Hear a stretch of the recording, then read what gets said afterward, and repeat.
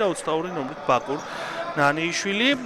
არმილთა მწვრთნელები არიან გურამ ხაჭაპურიძე და ვლადიმერ ბურდული. აქ ძალიან სწრაფი გოლი გავიდა. პირველივე შეტევა მერვე წამზე გოლად აქცია არმიამ. სამი მოგებული აქვს არმიას და ერთი შეხვედრა დასრულდა ფრედ. აქ საოცარი გამორჩეული დაპირისპირება მერვედ ფინალში უდაოდ. ხოლო რაც შეეხება დინამო თბილისის ბერეჩკიძე კარგი კომბინაცია შეიძლება ალბათ გატანა დარტყმა და რა ბურციგერიებს საოცარი ეპიზოდი შემოგთავაზა დინამოლთა მე-13 ნომერმა გულის მეკარემ ზაურ კოტრიკაძემ. კიდევ ერთი ეპიზოდი და ისევ ზაურ კოტრიკაძე თამაშობს. ქიზაშვილი კარგი ეპიზოდი და აქ უკვე გოგსაძეს მოუწია თამაში. გარი დახვდა.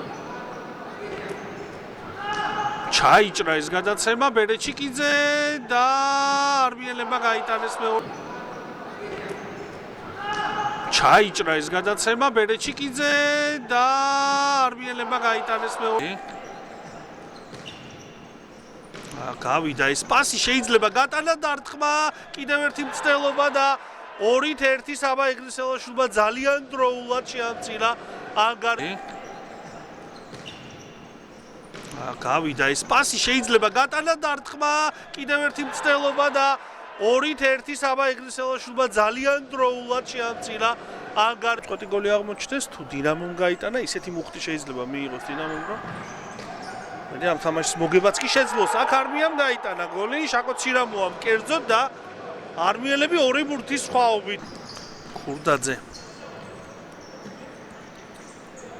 ქურდაძე კვლავ ძალიან კარგი პოზიციაში დარტყმა 4-1 და ეს შესაძლოა იყოს უკვე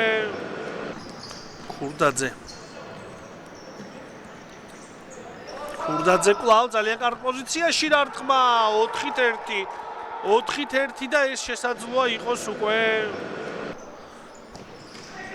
ამ ეპიზოდში ცირამოა უპირატესობა მატჩის სადავეები ფაქტობრივად მთელი თამაშის განმავლობაში არმიელთა კონტროლის ქვეშ არის საკარის შანსი და უპირატესობა მატჩის სადავეები ფაქტობრივად მთელი თამაშის განმავლობაში არმიელთა კონტროლის ქვეშ არის საკარის შანსი და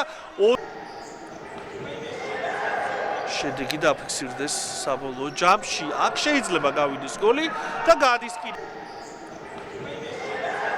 შედეგი დაფიქსირდეს საბოლოო ჯამში. აქ შეიძლება გავიდეს გოლი და გადის კიდე. თამაშის ბედი. მერე თითქოს ერთი ბურთი გაქვითა დინამომ, თუმცა არა აქ თამაშის ბედი. მერე თითქოს ერთი ბურთი გაქვითა დინამომ, თუმცა არა აქ